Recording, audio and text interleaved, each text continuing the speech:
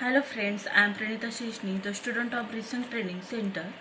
Today I am here with you to discuss the technical topic that is the adverse event, that is the sources of the adverse event. Let's listen carefully. That is the adverse events. Adverse events are referred to any undesirable experiences associated with the use of medical product for intervention. Understanding the sources of these events is crucial for improving the patient safety and healthcare quality. Here is a comprehensive overview of the various sources of the adverse event is as follows. In that, first is the medication errors. In that it involves the prescribing errors. In that incorrect the medication selection, dosage or the duration. Next is the administrative errors. Mistakes made during the administration process, including the wrong route of or timing. Next is the dispensing error. It involves the errors that occur during the pharmacy dispensing process. The next factor, that is the patient factor. In that it involves the comorbidities. It is the presence of the multiple medical conditions can complicate the treatments plans.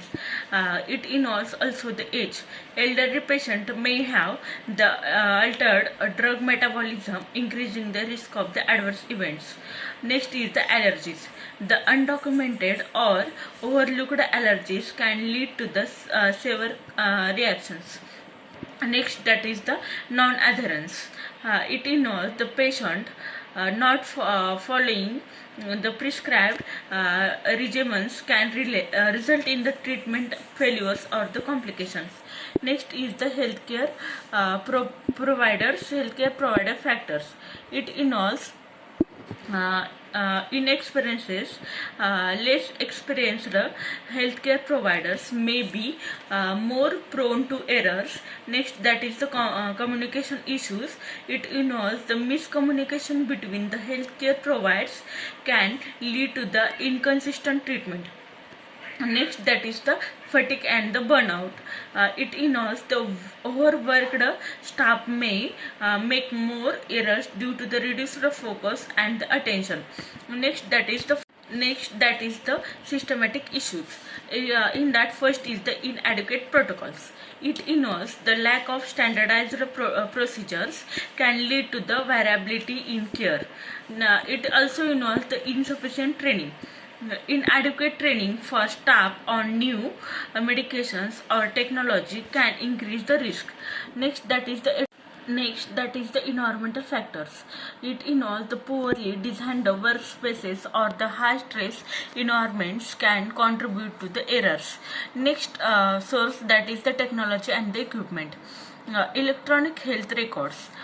In that it involves the poorly designed electronic health records can lead to the data entry errors or the misinterpretation of patient information. It also includes the medical devices. Malfunctioning or improperly used medical devices can result in adverse outcomes. Next, that is the alerts and the reminders.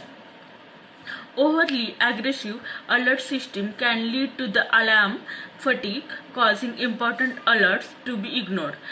Next event, that is the procedural complications. It involves the surgical errors and the diagnostic errors. In that, first is the surgical errors. It involves the wrong site surgery, retained foreign bodies or the anesthesia complications. Next, that is the diagnostic errors.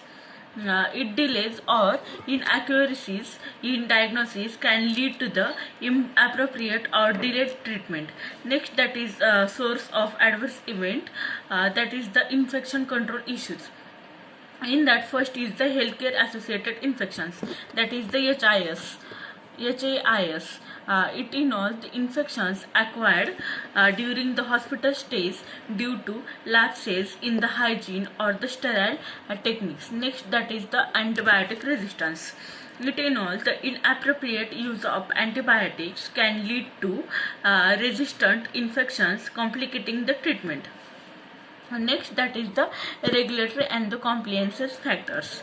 Next source, that is the regulatory and the complex factors. It involves the failure to report adverse event, in that the inconsistent reporting of adverse event hampers the ability to identify and mitigate the risks.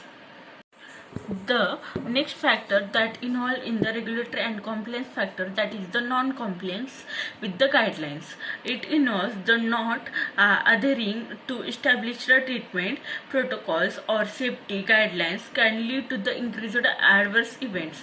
At the last, the conclusion, that is the addressing the source of adverse event requires a multifaceted approach, including the enhancing communication, improving training and protocols, employing the technology effectively, and fostering a culture of